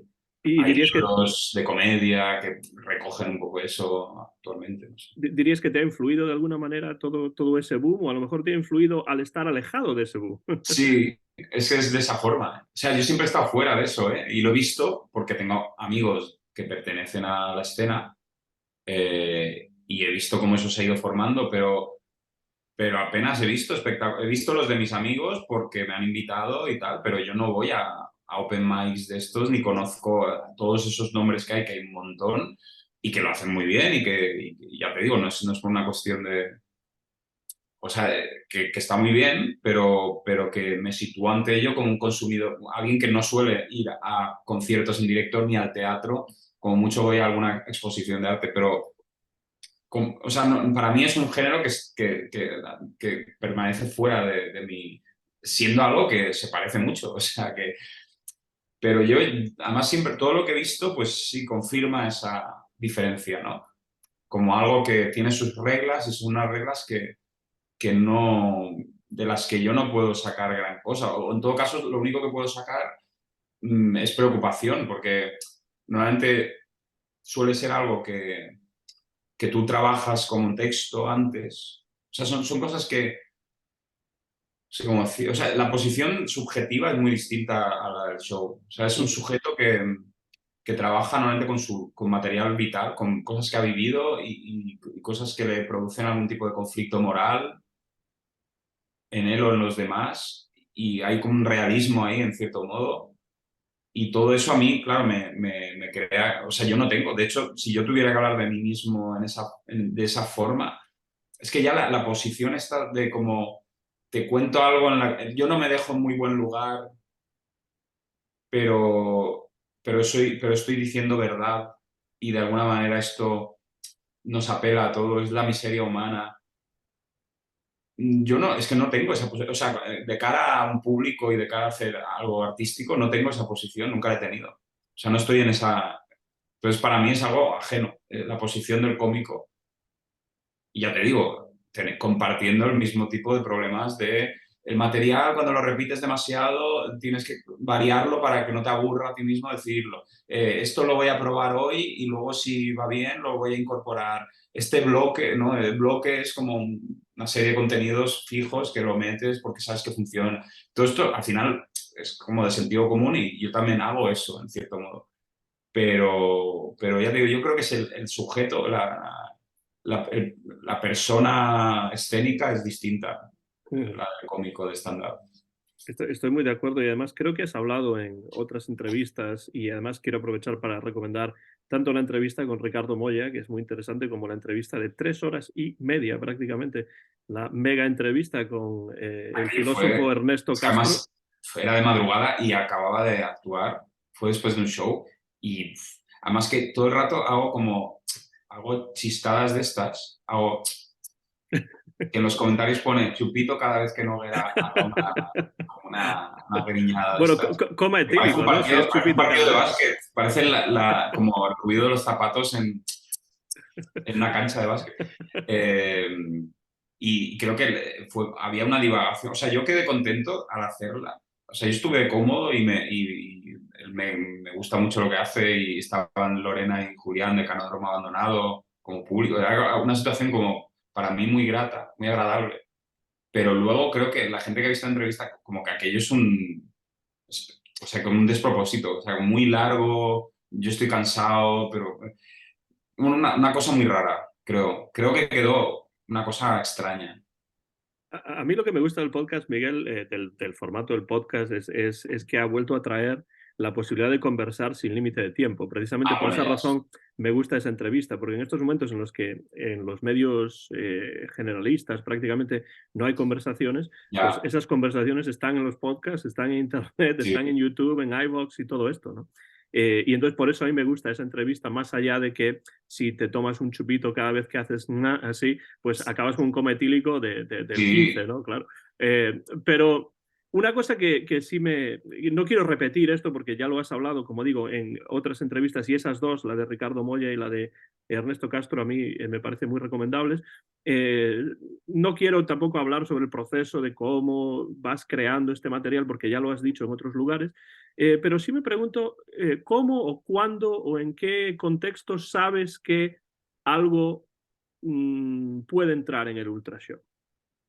bueno, obviamente es intuitivo, no tiene, o sea, no tiene secreto, o sea, quiero decir que no te voy a decir nada que no sea, pues eso, pues que ya pues a fuerza de haber hecho y tal, uno ya intuye que determinada situación o cosa que ha visto o que ha pensado va para el show y entonces lo pongo ultra showable, porque luego es la palabra que uso en el Word para buscar de los últimos días aquello que yo considero digno de o que puede funcionar explicado. Y ya está, y es en el momento, y lo veo muy rápidamente. A veces sí que repasando material digo, mira, esto lo podría explicar y tal.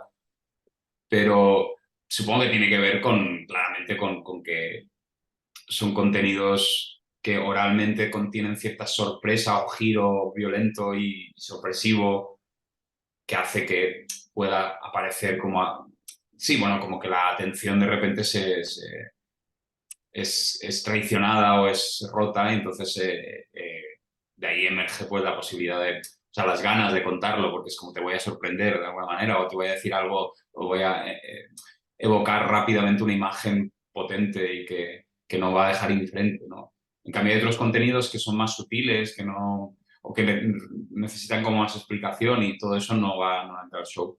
Entonces, sí, es sentido común y cierta intuición. Pero bueno, es bastante... Cualquiera seleccionaría probablemente de esos contenidos lo mismo que yo. Y también pasa que cuando me pongo a explicar esos contenidos en otro contexto, en una presentación, por ejemplo, de libro, contenidos al azar que no irían al show, al explicarlos tranquilamente, sin la presión de estoy intentando ser gracioso, ¿no? Como se supone que si no se ríe la gente no está yendo bien. Si lo digo en un contexto gratis, estamos aquí presentando el libro y estoy leyendo mi documento de texto, luego resulta que, al decirlo así, pues entra, a la gente le hace igual gracia, igual luego lo he incorporado al show. O sea que realmente el contexto hace todo. O sea, que si yo me dedicara a leer todas las ocurrencias de cada día ante gente, probablemente habría mucho más material del que luego selecciono, porque vería, mira, esto no me esperaba yo que a la gente le llamara tanto la atención o le resultara tan cómico. Y luego hay imágenes, las imágenes que proyecto, que hay algunas que sé que esta muy probablemente va a gustar porque tiene elementos, normalmente son elementos caricaturescos o de resignificación muy cómica, violenta de algo. Entonces eso es como un humor muy infantil visual, ¿no? De esto sí, o sea, cuanto más visual y si es una foto que está modificada y no sé, sí, es un humor muy primario en ese sentido, el de las imágenes. El objetivo del show dirías que es sorprender al público. ¿Cuándo No, consideras tú en realidad, que una presentación del show, desde tu punto de vista, ha tenido éxito en comparación con una que a lo mejor no ha ido tan bien? no, o sea, el objetivo es claramente transmitir una serie de contenidos plásticos, no cómicos, sino plásticos. Ujú. Y si esa transmisión se realiza de forma cómica o produce la risa, entonces es cuando ha ido bien. Es decir, los contenidos están allí y los contenidos son válidos todos ellos, porque tienen algo de lo que es mi estética y mi forma mi estilo, por así decir. Pero hay contenidos que al exponerlos de determinada manera, pues la gente los recibe con risa, ¿no? Ujú. Y eso significa y sobre todo lo que hemos dicho, las divagaciones y tal, cuando en un show hay mucha divagación y apenas explico contenidos porque he estado todo el rato como inventándome cosas, es que ha ido bien, yo estaba cómodo y surgía, ¿no? Se producía material en el momento. Ujú. Eso es lo mejor. Si me he ceñido a los contenidos y he explicado un montón fríamente sin añadir nada nuevo, es que probablemente yo no estuviera tan cómodo y me ciñera más a lo que sé que más o menos es sólido y tal. Sí, pero en realidad el objetivo no es tanto la risa como mostrar unas formas y Ujú. que la forma de mostrar esas formas mueva, digamos, a la sorpresa y a la risa. Yo cuando veo un ultra show en internet, desgraciadamente todavía no he tenido la posibilidad de Ujú. verlo en persona, estando aquí en los Estados Unidos. No sé si hay alguna gira estadounidense en algún momento preparada. No, bueno, algo había de Nueva York, pero, o sea, lo más cerca es alguien que vivía ahí que tenía la posibilidad de organizar algo en Nueva York. Pero claro, tú estás como si estuvieras en Alemania, ¿no? Quiero Sí, decir que, claro. o sea, Cuando yo vivía en Dakota del Sur y ocurrió pues el 11 de septiembre sí, de 2001, claro, mi abuela me llamó y me dijo, ¿has visto las torres caer? Y digo, claro, ya, es que estoy como, yo estoy en Moscú y tú estás en Vigo, o sea, no. sí, ya, por eso digo que, bueno, o sea, es muy probable que vaya justo cerca de donde estás tú, pero Pero bueno, cuando yo escucho un infrashow o cuando veo un ultra show en internet, muchas veces tengo la sensación de estar asistiendo como una especie de solo de jazz. A mí me gusta mucho el jazz y hay muchos vídeos en mi canal sobre jazz precisamente porque Sí. es un estilo que escucho constantemente, sobre el que pienso mucho y escribo y tal. Y entonces me pregunto, hemos hablado ya un poquito de esto, pero ¿cuál es el papel de la verdadera improvisación en tu trabajo? Es decir, es algo que, evidentemente, la improvisación pura no existe porque siempre hay unos parámetros y tal y cual, Sí. pero en tu caso, en tus ultra shows, en tus infra shows, quizá más, ¿cuál es el papel que le reservas a la improvisación más pura? Sí, bueno, o sea, para mí cada vez es más como bueno, grato o estimulante, y ahora me atrevo más a directamente, pues eso, yo que sé, a veces también incluso no es un diálogo, pero sí que hay una apelar o dirigirse al público e incluso tomar del público determinados sonidos o palabras o preguntar cosas al público, pero cuestiones concretas, técnicas, y que responda una persona cuando yo cuente a tres y luego esa persona responde. O sea, hay algo ya como incluso abierto al azar que procura el público, que antes no estaba, porque realmente creo que es un tema como que con mucha facilidad, o sea, que realmente, al menos para hacerlo como dentro de lo que es mi mundo y mis imágenes, como que lo tengo que hacer como muy poco a poco y dosificadamente, porque si no te vas al terreno común del diálogo así como burlón con el público y toda esta cosa que yo no sé hacer, de hecho, que es más del mundo de la comedia. Entonces yo, para permanecer en ese estado como imaginario onírico y a la vez hablar con el público o improvisar, pues sí, es difícil, ¿eh? Porque con mucha facilidad, si la fuerzas la improvisación, estás como de repente como que no tiene alma. O sea, como que estás como arbitrariamente introduciendo discurso y cosas y claro, o sea, la energía que pretendes ganar, de repente la has perdido y estás trabajando, o sea, no estás creyendo en aquello que dices, sino que estás como, sí, dando palos de ciego y no... y eso es un peligro si la buscas ansiosamente. Si dices, Ujú. ahora, entonces prefiero, en vez de, es difícil, ¿eh? Porque también se necesita un poco de ese salto ahora no sé por dónde va. Entonces, es más una especie de estado de ánimo que buscas como de optimismo, de todo irá bien y voy a escuchar lo que salga y todo el rollo. Pero es difícil, ¿eh? Porque nunca lo puedes realmente dominar porque por su naturaleza, como depende de ese momento y de lo que ocurra en ese momento. Pero sí que hay momentos en los que hay como algo, entre comillas, mágico, que es que la cosa fluye y de repente retomas cosas que has dicho hace un momento, hace más tiempo, y todo como se cierra y coge más potencia aún. Y eso ocurre muy raras veces. O sea, que hay ese estado de gracia en el que se crean imágenes sin que Ujú. tú ni siquiera lo diseñes, y que esas imágenes funcionan y te sorprenden a ti. O sea, pero es difícil, o sea, claro, es un estado que no sé cuánto hay de inducción, de decir, bueno, el estado en sí, es decir, lo que estás diciendo es lo mismo que cuando piensas que no está funcionando, pero como estás, eso, bueno, como más optimista y como en un ánimo más conciliador, consideras que está funcionando, pero en realidad estás diciendo lo mismo. No diría, yo creo que no, ¿eh? Yo creo que sí que cuando ha ido muy bien, realmente, objetivamente, se han articulado contenidos de una manera de la que no eres capaz en frío cuando estás intentándolo infructuosamente. Pero para mí es el momento más grato. Pero ya te digo que no lo puedo, nunca Ujú. he podido hacer esto de voy a estar todo el rato hablando. O sea, a mí me gustaría prescindir de las imágenes, saber que tienen su lugar y es irreductible, pero como la posibilidad de ir, no, yo voy con lo opuesto al sitio y no hay nada y solo está el público y estoy yo y estoy 1 hora 20 hablando y no se sabe muy bien. A mí me gustaría, porque me parece como tan minimal y un concepto tan en bloque y que depende tanto del estar presente, que para mí es atractivo, pero pero soy incapaz, o sea, no podría estar 1 hora 20. Claro. Bueno, supongo que podría estar si me veo forzado a ello, pero se sufriría. Ya sería otro formato, pero quizás sería lo que me interesaría más hacer de cara a lo público. Aquí no hay nada, no hay ni imágenes, ni música, ni nada. Solo estoy yo y se intenta sacar de la situación misma algo todo el rato. Sí, eso sería, digamos, el límite, digamos, del Ultra Show.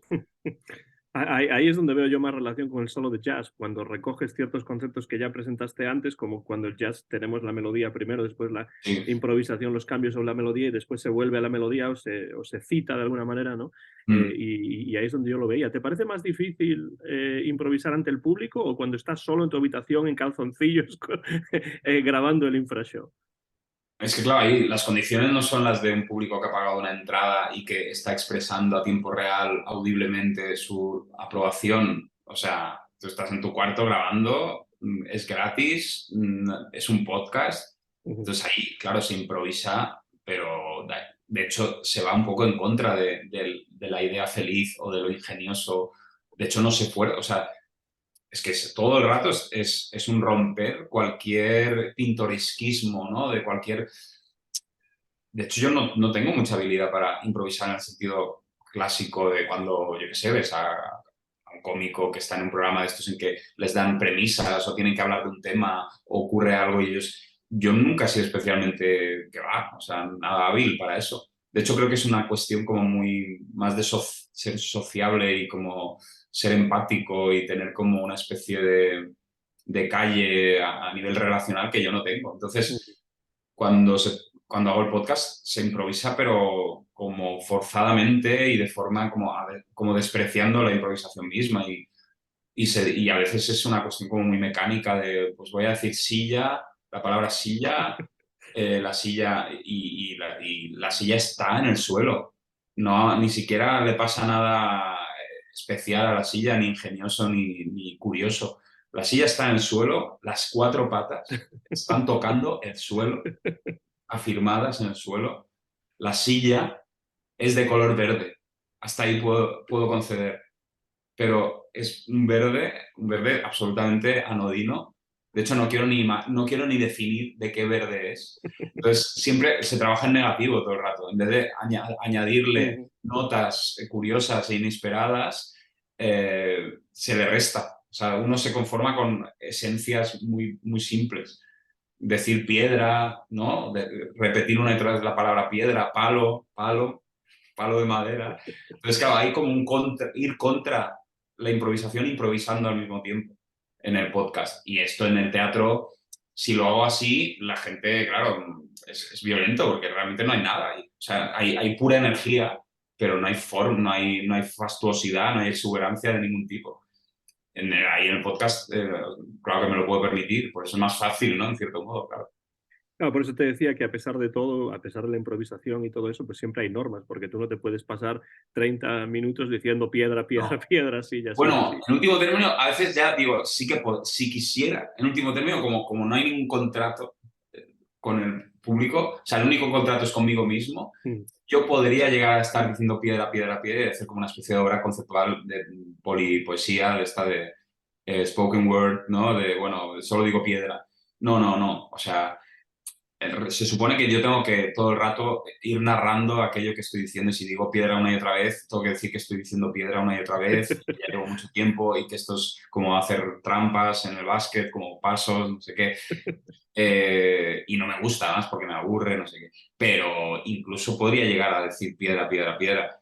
Eh, por eso, sí, no sé. Claro, sería como la canción aquella de John Lennon y Yoko Ono en la que John dice Yoko todo el tiempo y Yoko dice John todo el tiempo durante como 15 o 20 Ah, minutos. bueno, sí, o sea, si cosas de estas se hacen, o sea, de hecho es más lógico, ¿no? Decir, bueno, pues ya de perdidos al río, pues di una y otra vez la misma frase o mantras, ¿no? Y cosas de estas. Pero, claro, a mí eso me aburre, o sea, a mí lo que me gusta es que es constantemente la variación del paso del tiempo o del paso del discurso. Si tú estás diciendo que solo estás diciendo que estás diciendo, la segunda vez que digas que solo estoy diciendo que estoy diciendo, ya tienes que decir, bueno, por segunda vez digo que solo estoy diciendo que estoy diciendo y ya no es igual a sí mismo el discurso. O sea, que la repetición hay que forzarla. O sea, lo más natural, de hecho, es que el discurso vaya permutando por magro que sea, por limitado que sea. Siempre hay accidentes que si tú los valoras y los tomas como el objeto del discurso, hacen que el discurso prolifere y sea siempre distinto, aunque sea muy pobre esa distinción. Por eso existe el podcast en la forma que existe, pero sí. Yo, Miguel, me lo estoy pasando de maravilla charlando contigo y realmente podría seguir aquí durante horas y horas, pero claro, no sé, Estaría bien que no introdujeras un corte, ¿no? Que después de o decir sea, esto, me lo lo estoy que tengo, pasando de maravilla, nos queda mucha entrevista por claro, delante. lo Retóricamente digo, no pero está sobre, introduciendo el final, ¿no? estoy intentando introducir quizá no el final, sino como el camino hacia el final. Claro, que nunca se Muy sabe cuándo bien. llega el final, El porque, cierre, claro, se va cerrando esto ya, podría ¿eh? fallar también la conexión en algún momento, ¿no? Claro, claro, no sabemos. Pero sobre todo lo digo porque no es mi intención superar a Ernesto Castro. O sea, no, con esta No, conversación no. no quiero llegar a las 4 horas para decir, pues Ernesto Castro será un filósofo buenísimo y yo solo un profesor de español en los Estados Unidos, pero he grabado 4 horas y él 3 y media. No, esa no Ya. es mi intención. No, no.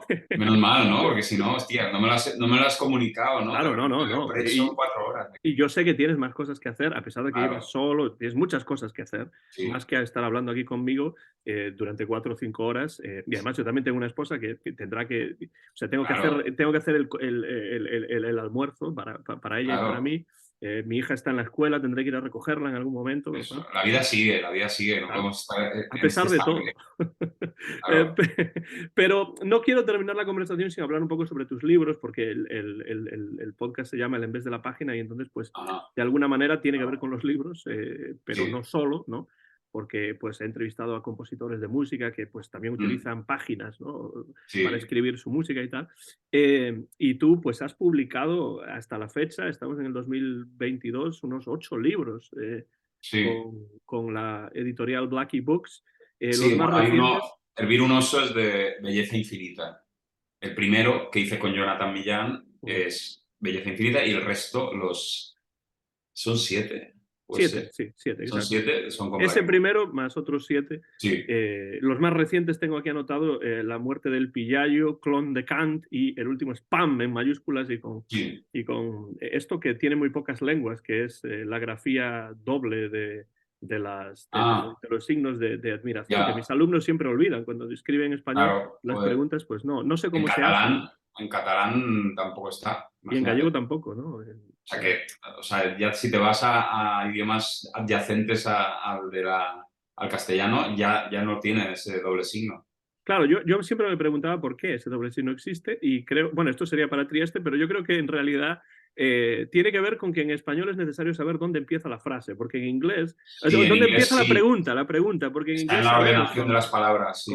claro, con la inversión del Pero verbo muchas veces. En catalán no se distingue No, y claro, en funciona, gallego ¿eh? tampoco, en realidad, ahora que lo pienso. Por Bueno, no eso sé digo cuál que es no la sabe. razón, quizá a lo mejor Trieste, si algún día entras en eso. Seguro, o sea, si entrara, pues es siempre, o sea, Internet está lleno de respuestas de este tipo. Te diría, habría un artículo de una web de idiomas que te diría por qué se ha conservado o por qué está en primer lugar, de dónde sale ese signo invertido. Y hombre, yo supongo que sí que tiene que ver con eso, con aquí abro pregunta, como no hay otra forma de distinguir lo interrogativo de lo afirmativo, tengo que poner este signo. Supongo que es eso. Con lo O sea, cual sería una convención, y supongo que en catalán y en gallego es una convención diferente del español. Y ya está. sí, es una convención porque ya te digo, en catalán y en gallego que es lo mismo, pero con uno y no pasa nada. Sí, no sé. O sea, no sé. Pero bueno, como tú escribes en español, pues si pones una pregunta o una Sí, exclamación, tienes que empezar con el símbolo sí, correcto, ¿no? Y de hecho, el último libro del 2020, bueno, último por ahora, es PAM. Y sí. me pregunto, viendo los libros, y algunos de ellos los he solicitado para la biblioteca de la universidad en la que Muy trabajo, bien. ¿cómo es el proceso de gestación y creación de estos libros? ¿Cómo, además de haber empezado con una colaboración con otra persona en el primer libro, ¿cómo surgió esta posibilidad de provocar, no, de publicar libros? ¿No? Bueno, Sí, provocar también, ¿no? Pero de claro, claro. publicar libros ¿Y en qué sentidos piensas que hay conexiones entre tu trabajo teatral y tu trabajo bibliográfico? Si es que hay alguna, que supongo que sí.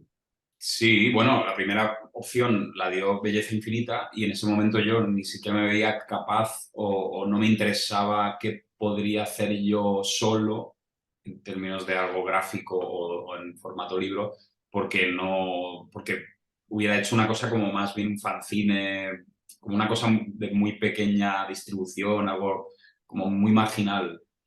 En cambio, por eso le como propuse a Jonathan que hiciéramos juntos el libro y él hizo los dibujos y también mucho materiales de él porque tenemos una mirada similar y el primero fue así, o sea, fue con la intención de hacer un libro más mainstream y más popular, aunque muy extraño también el libro.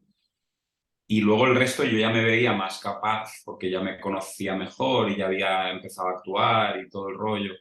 Y entonces ya pues hice yo con... También yo escribo, tenía más estilo escribiendo. O sea, el Vino Unoso es muy frío el lenguaje, como que designa las cosas. Y en los primeros libros míos hay más de regalarse en un estilo como más característico y como más largo, todo el texto es más largo.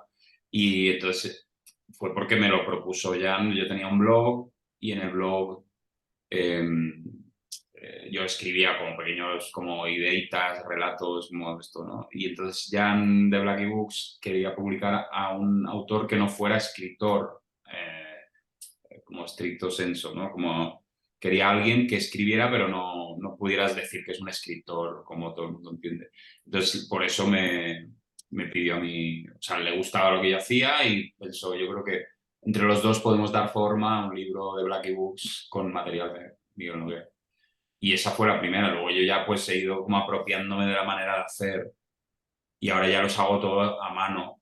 Los siguientes, si hay, serán a mano, con las letras a mano, más cercano al cómic, aunque no hay viñetas, sino que son como partes de página.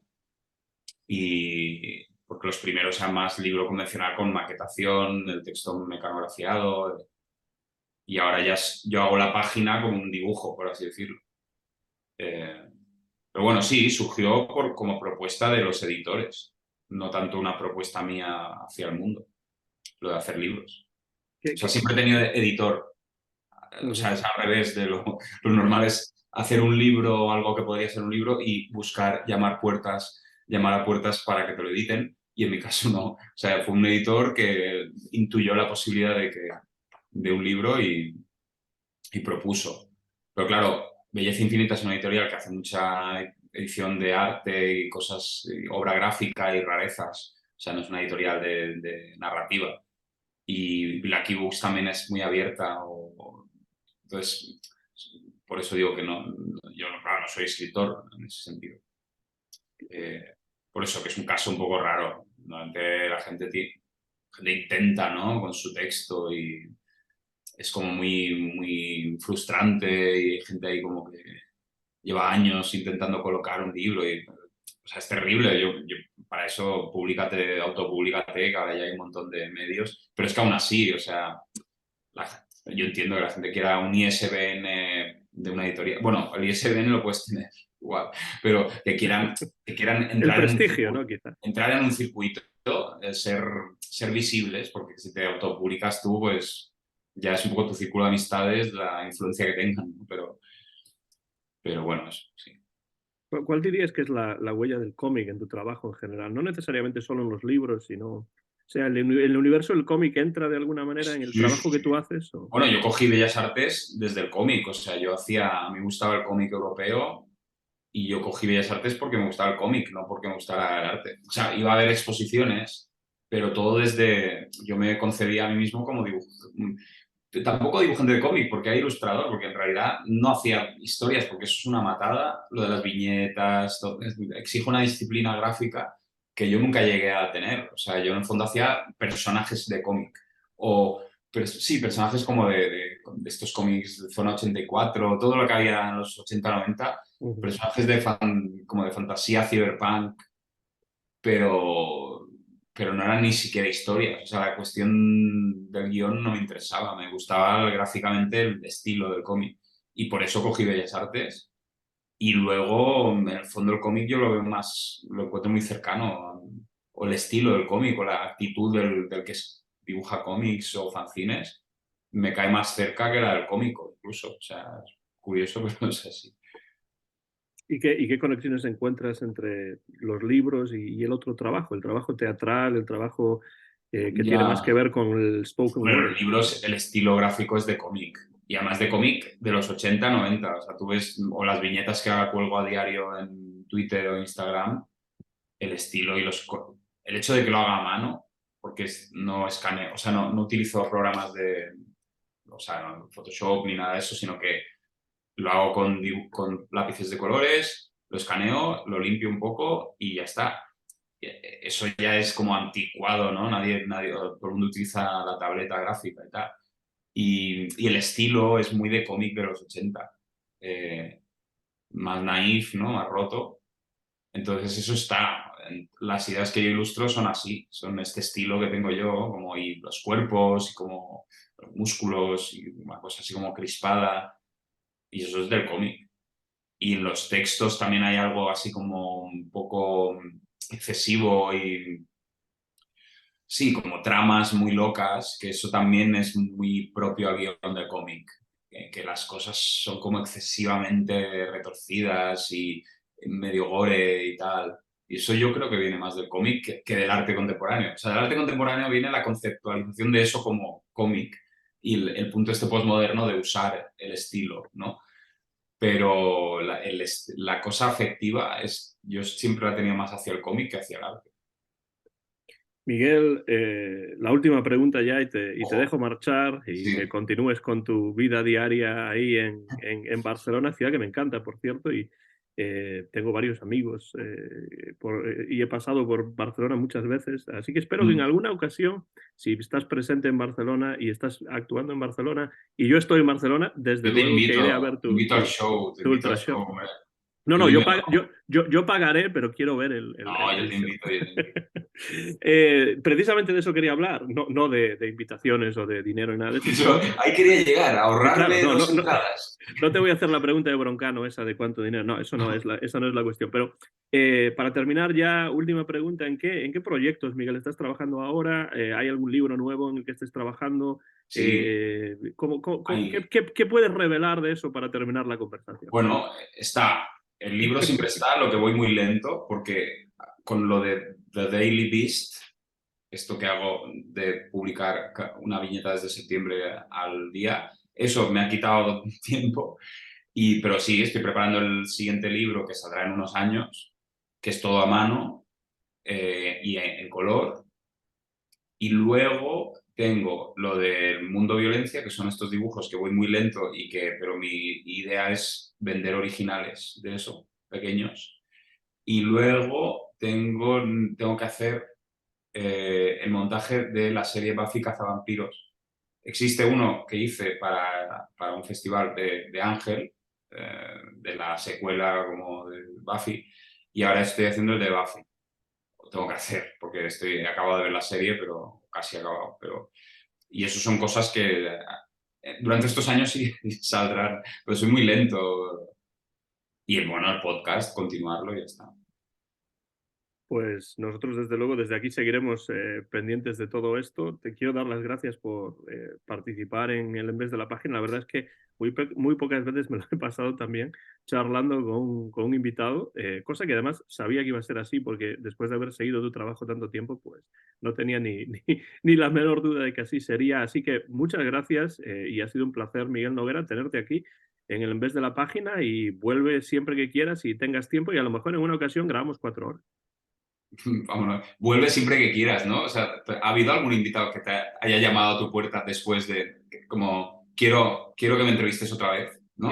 Pues no necesariamente, Hombre, pero es que como, es muy pero como raro, dice, ¿no? como dice un amigo mío, del futuro nada está excluido, con lo cual, No, claro. Que yo de repente te envío un mail de entrevístame. pues Entrevístame si lo otra vez. haces, al momento habrá entrevista otra vez. O sea que Vale. tú tienes mi email y además no cambia porque lleva siendo el mismo Los desde dos hace sabemos que eres tú el décadas. que tienes que pedírmelo a mí y que no tiene ningún sentido que eventualmente escriba yo como, oye, que me entrevistes. ¿Qué me Pero yo creo que tiene sentido porque nos daría pie para iniciar la entrevista así. Y decir, la entrevista en realidad es del entrevistado al entrevistador. Es y una propuesta del claro, entrevistado. es como una especie de Ouroboros de la entrevista, ¿no? O sea, tú me Ya, es que, entrevistas a mí, claro, pero yo claro, te en el fondo entrevisto a soy ti. yo. En el fondo eres No, tú, no, claro. no. Tú Efectivamente. cuando haya pasado suficientes años y haya material sobre la mesa nuevo, pues Que lo habrá. lo habrá, lo habrá, lo habrá. Cuando tenga lo de Buffy. Pues eso puede estar muy bien. Lo que pasa es que, claro, dices que eres tan lento que a lo mejor, pues no sé si tendré años en mi vida para poder llegar a eso. Yo qué A sé. ver, no te habrás muerto. Tenemos la misma edad, más o menos. Igual eres más joven tú que yo. No puede ser. ¿Qué edad tienes? Y no te gusta decir nada. Yo soy del 81, con lo cual, pues más o menos, Eres más joven que yo. pero un Yo soy poquito, del ¿no? 79. Claro, O sea, pero me en moriré realidad, antes yo que tú. pero no, bueno, eso nunca se sabe, pero de todos modos, no hay Acaba mucha, mal la cosa, ¿eh? no hay mucha diferencia tampoco, ¿no? Quiero decir, 2 años, pues son que 600 y pico días, Bueno, ¿no? pero ¿qué 700 es días. eso? Que si tú tuvieras 80 años, podría ser rollo, quizá no lo vea ya el material nuevo, pero es que estamos en la misma. O sea Bueno, que, yo espero que por el bien de los dos sí que veamos, que yo vea y tú hagas y yo vea el material nuevo y entonces habrá entrevista otra vez. Pero si algún día te levantas y no tienes nada que hacer y dices, pues quiero que Antón me entreviste, pues me escribes y ya está. O sea, muy si te bien. aburres y no tienes nada que hacer y ya has hecho Sabes todo, perfectamente que no va a ocurrir. Sabes perfectamente que no va a existir ese mail. una pequeña duda de a lo mejor un 0,00% Ya, pero todavía queda, ¿no? esa mirada matemática no conduce a nada. O sea, no va a darse. Miguel Noguera, muchas gracias y hasta muy pronto, ya sea tarde o pronto, pero hasta una próxima Vale, ocasión. Ahí quedas emplazado. muy bien. Que vaya todo bien. Lo mismo Adiós. para ti. Esto ha sido un nuevo episodio del En vez de la página. Soy Antón García Fernández y desde Jackson, Tennessee, Estados Unidos de América, he grabado esta conversación en directo con Miguel Noguera, que está en Barcelona. Y bueno, pues quiero, para terminar, simplemente animarles a que se acerquen por el trabajo de Miguel, tanto en el Infra Show como en el Ultra Show, ya sea presencialmente o a través de Internet, y también a sus libros que están publicados, casi todos ellos, por la editorial Blackie Books. Mío es, y también de Miguel, el copyright de esta conversación que hemos grabado en diciembre del año 2022 entre Jackson, Tennessee y Barcelona. Si tienen algún comentario, déjenlo por la parte de abajo de este vídeo. Y como siempre, muchas gracias por estar ahí al otro lado y viendo y escuchando y comentando en el En vez de la página. Gracias y hasta la próxima ocasión. Gracias a ti sobre todo, Miguel Noguera. Adiós.